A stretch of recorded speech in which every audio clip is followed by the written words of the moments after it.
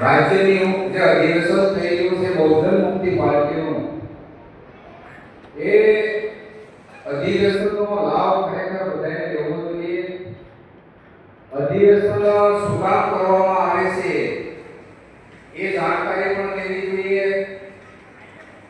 અધિવેશનનો મકસદ શું હોય છે એમની પણ જાણકારી હોવી જોઈએ અને લેવી જોઈએ. સાથીઓ, આજે વર્તમાનની પરિસ્થિતિ એટલી બધી ગંભીર છે,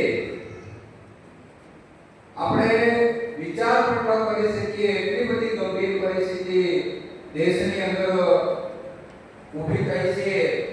તો આજે ગુજરાતની અંદર કોડીનાર ડિસ્ટ્રિક્ટની અંદર જે બૌદ્ધ મુક્તિ પાર્ટીનું જે રાજ્ય અધિવેશન થઈ રહ્યું છે, એ રાજ્ય અધિવેશન એટલા માટે કરવામાં આવે છે કે દેશની અંદર જે સમસ્યાઓ જે છે એ એક પણ સમસ્યાનું સમાધાન નથી થઈ રહ્યું. પછી રોજગાર હોય કે શિક્ષણ હોય કે યુવા હોય બેરોજગાર, મહિલા હોય, આ તમામ પ્રકારની જે રાષ્ટ્રવ્યાપી અને દેશવ્યાપી જે સમસ્યાઓ જે છે એ સમસ્યાનું સમાધાન નથી થઈ રહ્યું.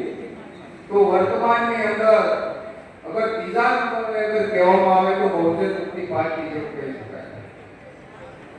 સાથીઓ, અધિવેશન સમાજ માટે એટલા માટે હોય છે કે લોકોને સહી જાણકારી મળે.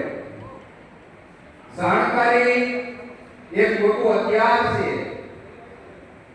અને એ એક એવો હથિયાર છે કે જેથી કરીને દેશની અંદર જે મનોવાદી બ્રાહ્મણવાદી જે પાર્ટીઓ છે એ પાર્ટીઓને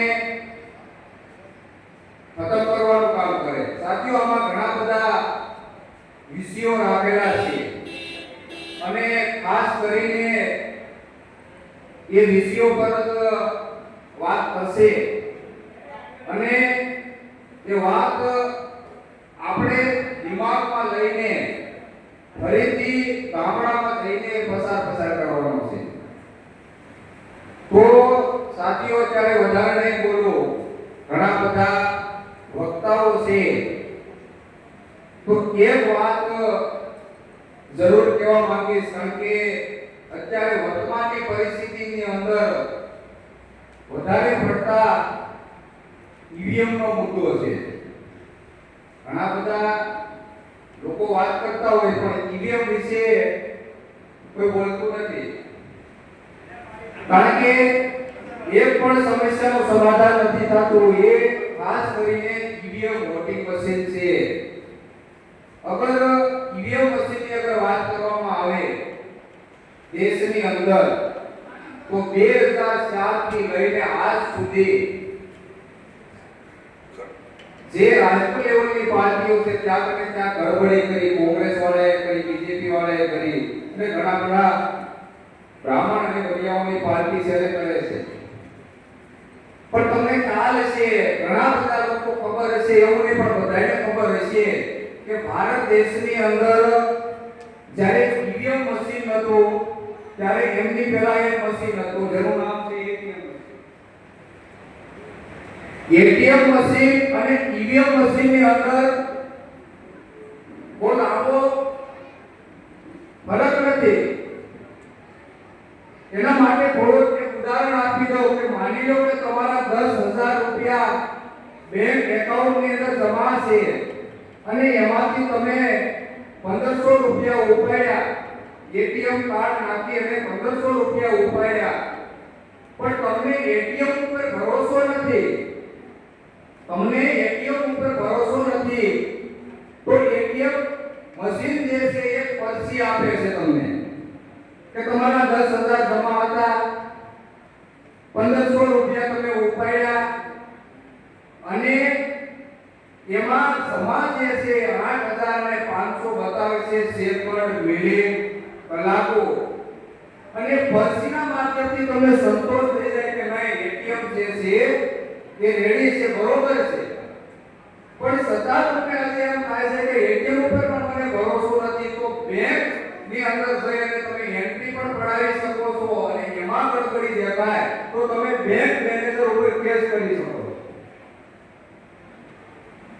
એ તરીકે અગર કહેવામાં આવે તો ઈવીએમ ની અંદર છે હોલ ચોરી થાય છે, પરસી દેખાય છે, ગડબડી થાય છે, દેખાય છે, પણ તમે સુનામ આયોગ ઉપર કેસ ન કરી શકો। વામન મેશ્રામ સાહેબ જે કહેવા છે દેશની અંદર નેતૃત્વ કરે છે સંગઠનના માધ્યમથી, સમાજના માધ્યમથી, એમણે કેસ કર્યો એવું કહી શકાય। એટલે ખાતામાં પૈસા હોય તો દેખાડે છે જમા છે કે નહીં, પણ સુનામ આયોગના ખાતામાં જમા પૈસા થાય છે એના કારણે ગડબડી થાય છે એવું કહી શકાય। સુનામ આયોગના ખાતામાં જમા પૈસા થાય છે અને ગડબડી થાય છે એવું કહી શકાય। આજે ઈવીએમ ના માધ્યમથી કોઈ પણ દળ હજી હમણાં આંદોલન ચાલે છે, આપણે જોઈ ગયા બિહારની વોટ ચોરીનું નામ લે છે પણ ઈવીએમ નું નામ નથી લેતા। સાથીઓ, ઘણી બધી પરિસ્થિતિ એટલી બધી ગંભીર છે અને સમજવી એટલા માટે જરૂરી છે અને વિષયો ઉપર વાત થશે તો વધારે નહીં બોલતા હું મારી વાતને વિરામ આપું છું। અને વિરામ આપતા પહેલા એક સ્લોગન છે કે एक कहावत है कि जिसका नाम लिया जाए अगर वो सामने आ जाए तो उसकी उम्र लंबी हो जाती है। जिसका नाम लिया जाए तो जिसका नाम लिया जाए अगर वो सामने आ जाए तो उसकी उम्र लंबी हो जाती है। यही मामला डीएनए का है। डीएनए पर अगर बात की जाए, अगर वो सामने आ जाए तो उसकी भी विचारधारा कम हो जाती है। साथियों, મને બોલવાનો મોકો મળ્યો એના માટે આભાર, ધન્યવાદ।